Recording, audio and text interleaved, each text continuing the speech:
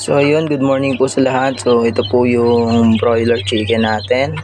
So kilala sa tawag na 45 days. So andito po tayo ngayon sa kanila. Sinilip lang natin sila. Tsaka pinalitan ng sape ng karton. Kasi yung karton kanina medyo ang dami ng ipot. Kaya pinalitan po natin sila. Yan. Pang 4 days na po nila yan dito sa akin. Yan. All goods naman sila. Baga, excuse me po. Pare-parehas naman sila ng sizes. Tsaka ng bigat. So, ayan. Magpapahinga lang sila. Tapos maya-maya kakain na naman yan. And meron pa mga nasa dulo. Medyo madumi na rin yung puwet nila kasi ipot sila ng ipot. Tsaka itong betrasin natin, kakapalit lang yan kagabi. So mamaya paubos lang natin, papalitan na rin natin ulit yan. Tsaka ito yung patukaan nila, nalinis ko na rin. Yan, mahaba, improvise lang yan, ginawa lang ng tropa natin. Ayan, ito po yung isang patukaan na binili ko. So yun, nagagamit na rin, kumakain na rin sila dyan. Hindi na rin ako naglalagay ng patuka sa lapag kasi nasasayang, iniiputan lang nila. So yun guys, yun yung ano natin ngayon, yung video natin for today. So 4 days na nila ngayon. Siguro bukas magbibideo ulit ako ng pang 5 days or sa mga susunod na araw na. Yung medyo may pagbabago na yung sizes nila. Kasi ito, laki na ng pinagbago ng sizes nila. Meron na rin sila, may mga pakpak na sila. Ayan, patubo na yung pakpak niyan. Saan na ba yan? Ayun. Tubo na yung mga pakpak nila. Ayun, medyo siga na rin maglakad. Ayan, yung isa kumakain, ayaw magpaawat. Sabi niya, solo ko to. Ayan, So ito yung kulungan natin sa labas. Kawayan.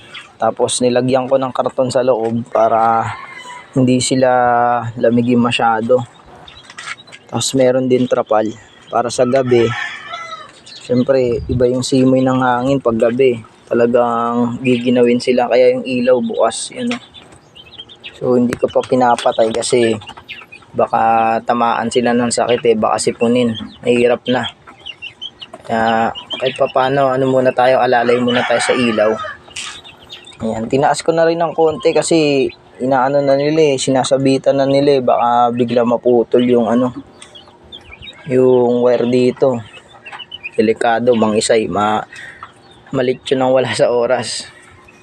Ayun. So ayan, lalakas naman nila kumain. Baga marunong na rin sila. Marunong sila tumuka sa patukaan nila. So sana maging successful tayo sa natin, sa target natin na bigat. Kahit maging 3 kilos lang sila, kaya 2 kilos mahigit. Siguro all goods na yun para maibenta natin agad. Ayun.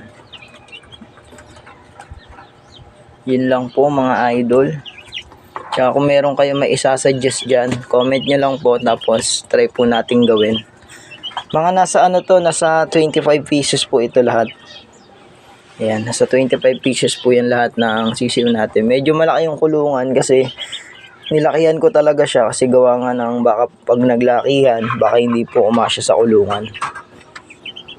Baka magsiksikan, may mabansot, may magkasakit kasi sa sobrang sikip.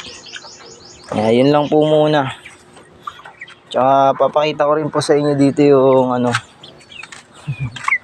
Ayun, ito po yung mga nauna, yung mga malalaki na. Ito hindi po to 45 days, po to. Ito po yung ang tawag nito. Ang tawag sila dyan, nakalimutan ko lang basta yun na yun, yung may kulay po nabibili sa simbahan. Ayan, yung isa po, laki na po niya. Siguro nasa 2 kilos mahigit na po yan, yung isa na yan. 2 kilos mahigit na po yan. Kasi itong dalawa kasi, nahuli rin yan bilihin.